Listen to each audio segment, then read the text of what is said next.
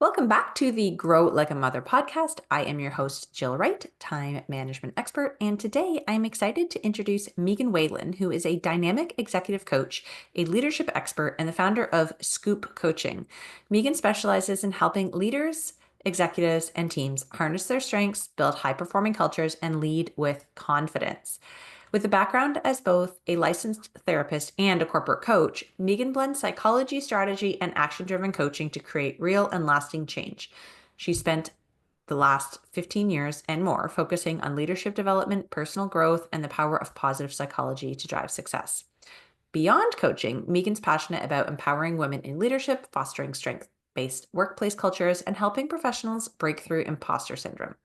And if anyone knows about balancing high performing leadership with real life, it's Meegan. She's not just coaching teams, she's also raising one, with 4 kids aged 11 to 14, keeping her on her toes.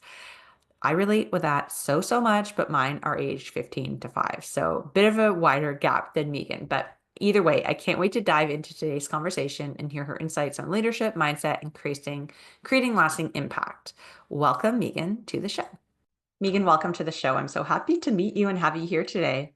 Thanks. So happy to be here. Yeah, we have a lot in common, which is really fun. I always selfishly love to have guests on where I'm able to sort of pick their brain and learn from them and get all the wisdom. And then the added bonus is like sharing it with the community, of course.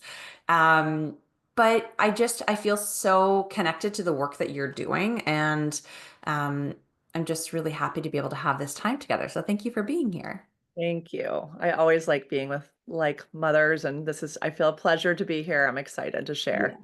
Yeah, we both have 4 kids. We both have kids with neurodiversities.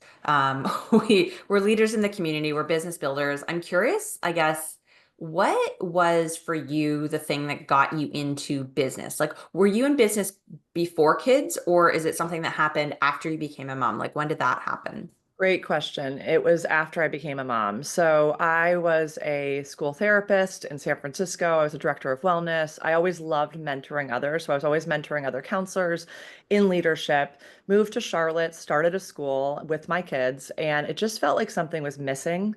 I was there with them day to day, but it felt like in therapy, I could only help someone to a point. So I did an executive coaching program, and that's when I really felt like I could actually take the client and make specific actions.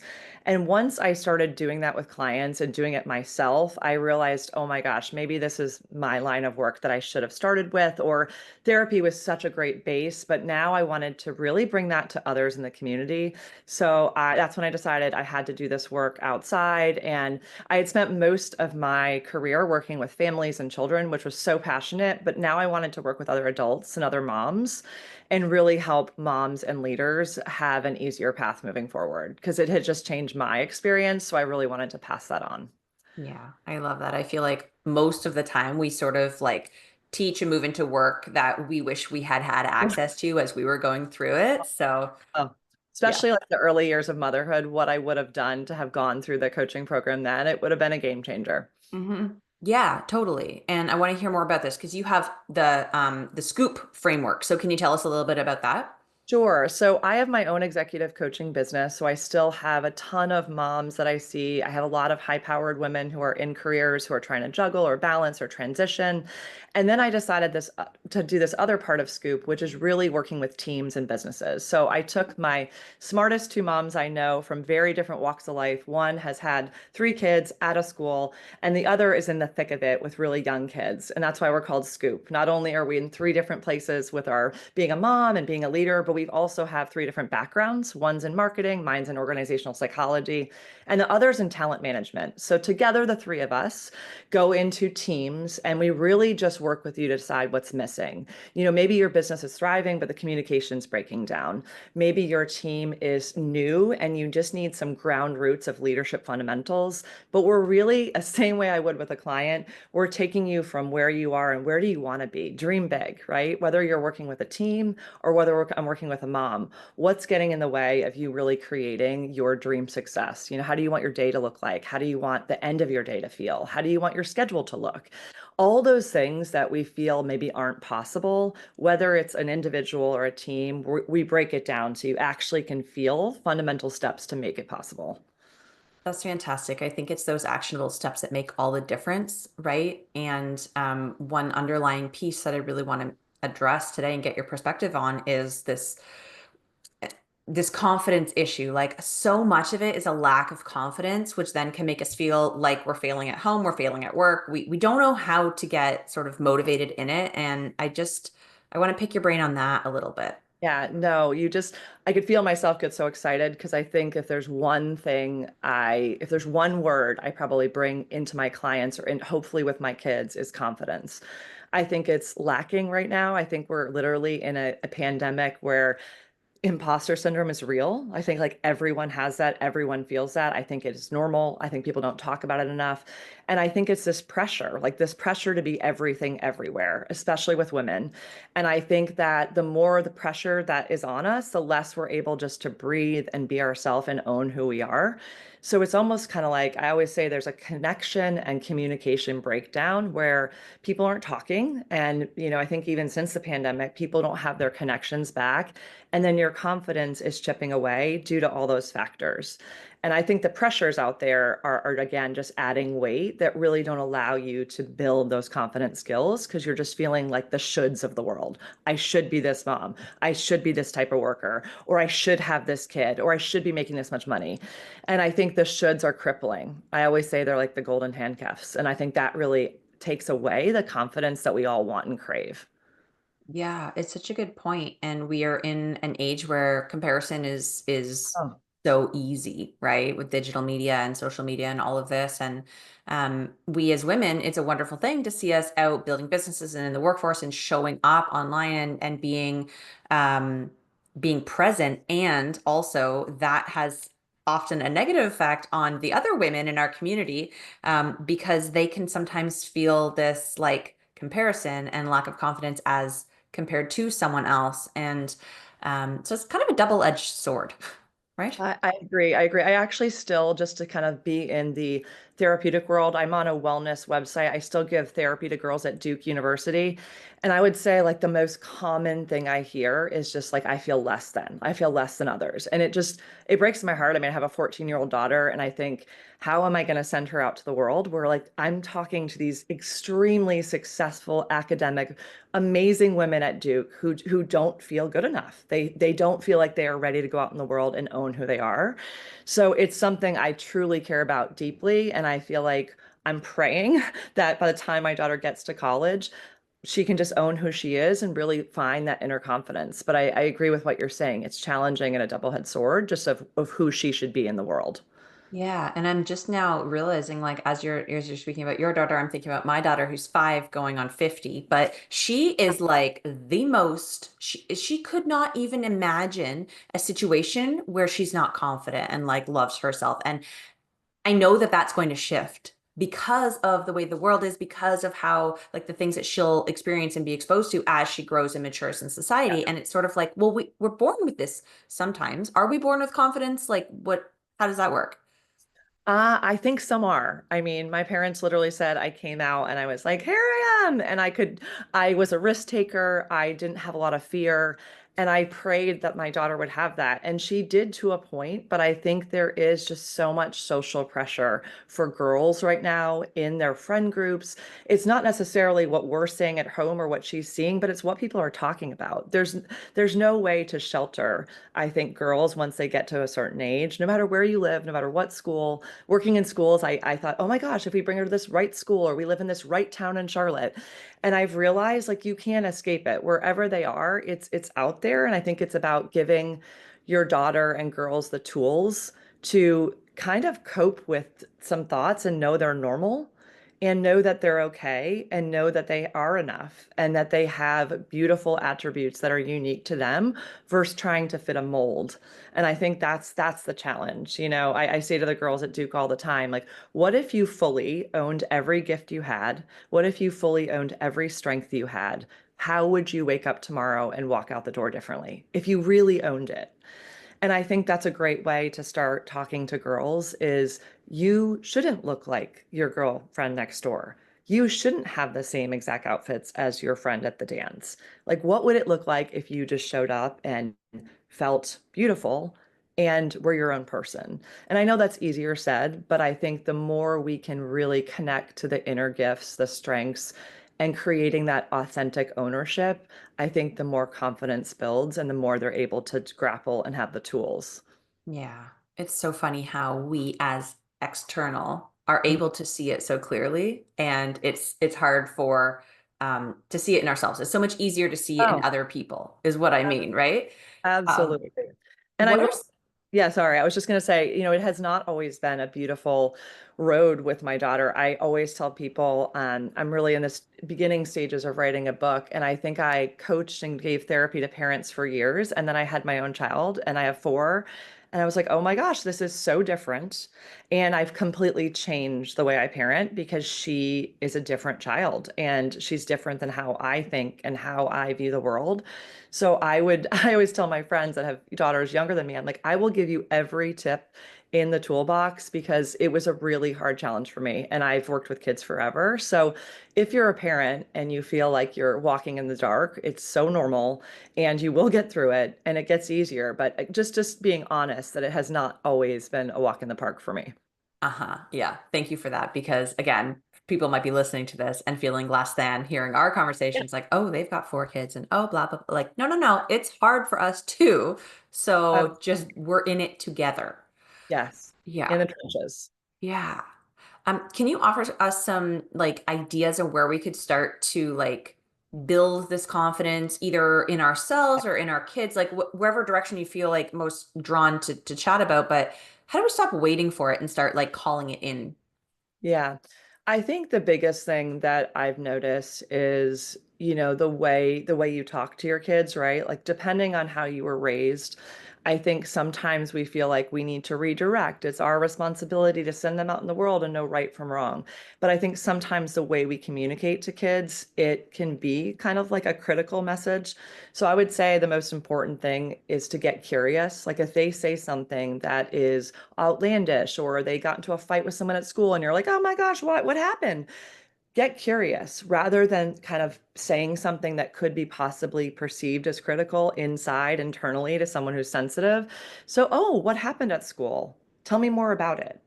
Tell me more about it. So I would say the most important part is to have them feel heard, allow them to be who they are, allow them to express things that maybe you don't agree with, maybe you don't understand, maybe you don't think is in your values or morals. But the more you allow them to speak of who they are, I think the more they can own who they are, and that's confidence, right? And being able to say the hard things and being able to say things that maybe parents aren't going to want to hear. And I always said I would want children who could come to me, even if it was something that, they were drinking and they needed a ride, right? And so if you want that and you want that openness, it has to start with openness, I think, when they're younger and allowing kids to just be who they are and say what they want without having a repercussion, right? Without having someone say, you shouldn't do that. Because that's just going to have the child possibly feel like they did something wrong. And that's when the confidence starts to chip away because maybe they don't feel like they're fitting the mold or they're doing the right thing. That's one thing. And I think the second thing, if there's any tool, is having kids be able to say affirmations about themselves. Like I used to try to drive and have my kids be like, let's just say three things that you're good at. Like I am a good basketball player. I am a good brother. I'm a good sister. I'm kind to my parents. I believe in my faith, whatever it is, but having them actually say that I was something that's a strength within, I think is one of those tools. It takes 2 minutes and it really builds a launching pad and a foundation for just the core of confidence. Hmm. These are really good reminders for those of us too who, as kids, we weren't given this type Right. of parenting, and we So have an opportunity, I think, as adults to reparent the inner child within us to build up that confidence with these same tools. absolutely. Yeah. My dad told me you will never go to like he's literally said, you're going to be a business major. Psychology, you're not going to do. I don't believe in it. I mean, the things that I heard. And so to your point, it is a different generation. And I think it's hard because I still want to be a parent. I don't want to be her best friend. Some people want that. I still feel like it's my job to send her out to the world and know what's right and wrong. However, I think there's a chance to do both, right? I don't think it has to be either or. I think you can be a parent and create that openness and trust that builds confidence. Mhm. Yeah. And tell me a little bit, I want to sort of shift the lens into our role as leaders, maybe whether it be leader in the home or leader in business or in community. But how does understanding our strengths play into this and transform the way that we show up? I know you specifically like to work with Clifton strengths. We do. Yeah, I do that with businesses. I'm currently working with Coke in Charlotte, Coca-Cola. So cool. You walk in, you see all the bottles, but they really are an organization. It's amazing that want their leaders to know the strengths, right? Not have the imposter syndrome, not feel like I have to be exactly like you or we have to share the same strengths. So in businesses, that's one of my favorite things to do. You go in and you give a lot of pre-work about, what do you want to get out of this? What are your goals? What is your relationship to strength? Do you even know your strengths? Are your strengths different than they were maybe 10 years ago or 20 years ago? Or what do you want your strengths to be? Maybe there's some areas that you actually admire about people that you work with that hasn't been a strength, but something you'd love to learn. Then you do the inventory and then you really do a workshop after and unpack what have you learned? Where do you want to grow? And how do you want to use your strengths in leadership, in your relationships, in your goals, in your parenting? I always say, whether it's like leading in a boardroom or leading a mom in the kitchen, it's the same thing, right? You want to be doing the best you can and you want to show up in the best way possible. And I think sometimes we lose our ways. So I think coming back to your strengths and your values are two of the things I do the most with, again, whether you're an individual client or a team. It's so true that like we can motherhood is leadership, right? Like they're so intertwined. And so even if 100%. you're not someone who is a business leader or an entrepreneur, you're listening to this conversation thinking that this isn't for me, it doesn't apply. It totally does apply. It A really hundred does. percent. And I think I was a great leader in my 20s, but that feeling of running out the door as a mom where one child doesn't have the cleat, one is throwing a fit, one can't find a uniform, one forgot to do the homework. I mean, that ability to juggle that, not lose your mind or react, I think has made me such a better leader, a better professional, a better partner, a better friend. So I really think those home experience as a mom has really shaped my leadership. Yeah. Yeah. And Truly. it's like as you were saying, as we were before we hopped on and we were just emailing back and forth about the topic and things like that. You're like, honestly, some of my best leadership lessons have come from moments like this Oh, in the home. Yeah. 100%. One of the topics we do a lot with teams is how to have difficult conversations. So even if you have the foundation of strengths and values with the team, then building on that, how do you have a conversation that's hard in a way that feels true to your values and feels in line with who you want to be? And I think to your point, it's really hard whether you're talking to a child about something that's difficult or whether you're a boss and maybe you have to put someone on a plan because they haven't been showing up in the best way. I think the home life experiences have helped me want to teach others that, like how to do it in a way that feels aligned with you and feels like it's going to create a positive change rather than a reactive experience. Yeah, absolutely. And I think that's really important to hear. Like it needs to align with you. It needs to be true 100%. to the way that you want to show up, to your values. Like these are overarching concepts that can be helpful for all leaders, all moms, all women. And you need to also look at it through the lens of your personal experience, your personal circumstances, like bring it back to you. And that's how you're going to be successful. I teach that all the time when I'm talking about time management. It's like, yes, there are millions of tools and they are wonderful. And in order to get started, pick a few that are in alignment with like where you're at, what season of life, right? You need to bring it down to the level of what feels doable and aligned for you in this moment, or else it can feel overwhelming. 100%. And what I will say is sometimes everyone feels like, where should I start? Whether you're in coaching, whether you're a mom or you want to become a different kind of leader, I always feel like pick a few things and just commit to them. Do not do everything at once.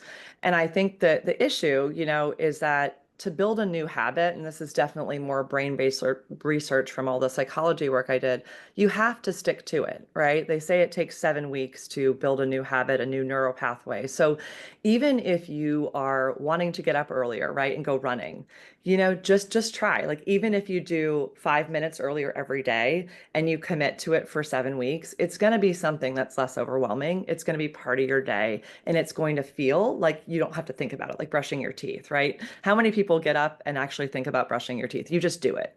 And so I always say, whatever it is, whether it's your time management, whether it's integrating your values, whether it's having better communication with your kids or your work partners, just start small and commit to one thing or two things and see at the end of the 6 or 7 weeks how you feel different, right? You always say like January 1st or 2nd, right? The gym parking lot is full.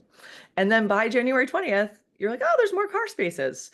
Because I think it has to be a bigger why. Like, why are you going to the gym? Why do you want to create new habits? What, if you do, what will that give you? So I also always in coaching try to think like, what is the bigger why purpose? Because then I find people are more likely to commit to something. Yeah, that's a great point. And it's also sort of bringing up something that I've been thinking a lot about lately in terms of supporting people with bringing new habits into their lives or changing, going in a new direction in some way. Is that if we can't, if we have to start small and we have to be like committed in order to see a change, because then the momentum helps us build, and then it becomes, like you said, a habit. It's not in our conscious brain anymore. It becomes subconscious. It's a habit. Yes. And also, I think that that can feel overwhelming for people who are just starting. So I always like to offer as well, you can still work on a habit. You can still work on a behavior change. It doesn't have to be every single day. You can have Right. like a weekend habit. And yes, it will take longer to Yep. change your neural pathway, but like you can take some of the pressure off if you're in a season where everything seems hard and you're still like, yes, I want this thing for myself and I don't know how to fit it in. Doing it once a week, twice a week, only on Wednesdays, whatever, is still 100 times better than not doing it at all. Yeah. And I think sometimes we get into the all or nothing. Like, I need to commit to this, or if I fall off the wagon, forget it, I'm done. Yeah. You absolutely, even if you're doing it every 3 days, that's a habit, that's consistency, right? You're consistently integrating something new. And I do a lot of work, I just thought of this, but a lot of work with fear. I think fear truly is something that people don't like to feel, right? We want to stay in our comfort zones. We don't like to do things new or that are out of our comfort zones. But I think when you go outside of that, I think that's when true possibility is. I think fear can be our handcuffs, kind of like I just said, when you have the confidence breakdown. So I also think if you're feeling scared about starting something new, that's normal. And allow yourself just to sit in it and like just do small micro steps, like you said. It could be once a week, it could be 1% every day. It really is just sitting in it and still being able to move forward. Mhm. And I'm just looking at my notes here about the 7 pillars that you use at Scoop, and fun is one of them. And I think it's Oh, really important to bring that piece in as yes. we're trying to work on something. Can you tell us about the 7 pillars before we wrap up the show? Yeah, well, it's funny. I would hope, the two words I think my whole life people I would hope describe me is usually confident and fun. I think they go hand in hand. If you're fun and you let yourself be silly and you let yourself say things, you're going to build confidence because you're just owning who you are. So those two will always be in any work. But really, the pillars are about fundamental things that I think really can build someone and take someone from point A to point B. So, clarity, communication, connection, fun, accountability, all those things in my mind really can help you transform one part of your life. It could be that you want your house to be more organized. So, I would say, okay, how are we going to get clear? What kind of communication do you want maybe to your kids to help that goal be possible, right? So they can do their part in their rooms. How do you want to connect with your kids about the goal, right? I could take anything, and those pillars to me really take you from point A to point B to point C. So on my website, there is an audit that you can take, and it's just really about finding your confidence. It's some questions. It goes through those 7 pillars, and then it helps you to really have clarity, which is the first pillar of what do you really want and what's next. What action step do you want to take next? So those 7 pillars are true to my heart, and I incorporate them into my sessions, my teams, really all the work we do at Scoop. Yeah, I love that. I think it's so important to have the framework because it ends up being a roadmap, right? And if you can have somebody like yourself and your colleagues who are there to help and support and guide and coach and mentor along the way, it becomes a lot easier. We take a lot of the stress off of the change because we know we've got someone there to hold our hand. And so thank you for the work that you're doing and for this opportunity that you're providing leaders and women and mothers all over to be able to access this type of transformation, right? Thank you. And only thing I'd add is, my husband, college athlete, finance man, and he started seeing just the changes I was bringing home, like actually in our home with the work my coach was doing with me. And he instantly hired my business partner. And it's just been so also, if you have husbands that maybe you think could benefit, it's not about talking about your feelings and sitting in the pain. It's about action, creating the vision, creating baby steps so it doesn't feel overwhelming. So my husband, always says, I'm just so grateful because it's really helped him create a roadmap where it was a little bit gray before. Yeah, I love that. And to finish, can you offer maybe one small shift, one piece of action that someone could start today to help them like lead with more clarity and confidence in their life moving forward? 100%. If you look at brain-based research and you say it out loud to someone, so if you say one thing you want this year and then you write it down, the actual transfer from the brain to the pen, you are more likely to commit to it. So even if you look at that, wherever you write it, a note card, look at it and just bring it out every few days. Maybe you put a sticky note on your computer or on your bathroom window, wherever it is. And just reminding you what you want is a step because you're connecting to that bigger vision. And that understanding and self-awareness is more likely to create a shift internally. Ooh, I love that. And pair it with an affirmation like you were talking about earlier, like rocket fuel, right? Boom. And the only other one that I'll give you that I think is really important is to write down your strengths or have your kids write down their strengths. Knowing your strengths, reminding yourself of all the good you have. We are so hard on ourselves. We're our worst critic. Remind yourself of what you bring to the table because I'm sure it's a ton. And we often forget and we look for the opposite, what we're not bringing. So, really focusing on the strengths, I think, is one of the best things you can do every day. Yeah, like looking that negativity bias in the face Oh, and just saying like not today. not today. Exactly. Put it away. Yeah, You can I like wait. that. Oh, Meegan, this has been so fantastic. You are a wealth of knowledge, and I can just see the passion that you bring to the work. And um, if people are feeling your energy, listening to this conversation, and wanting some more of you, where do we send them? How can they work with you? Where do they start? Yeah, thanks. It's really easy. My name is hard, but all of them just have my name. So meganwhelan.com, my website. We're creating a Scoop website, which has all our leadership fundamentals, has different pillars, and then Meegan_Whelan at Instagram, and the same for LinkedIn. So Okay. it's just my name. So thank you. I would love to chat. And if you do decide to do the audit, you'll get an email. And I also have a 30-minute free consult if anyone is curious. If coaching or group coaching are for them, I can just walk them through the process and how we work. Amazing. Thank you for that. I'll make sure that those links are in the show notes as well. So people don't have to necessarily search, just literally you're already on the app, open it up, click, go Yeah. follow, and take the audit, get in Meegan's world because your life will be better for it. Thank you so much. It's been a pleasure and such an easy conversation. I could talk all day. So thanks for having Same, me. same. Thank you for being here. And thank you guys for listening. And until next week, keep on growing like a mother.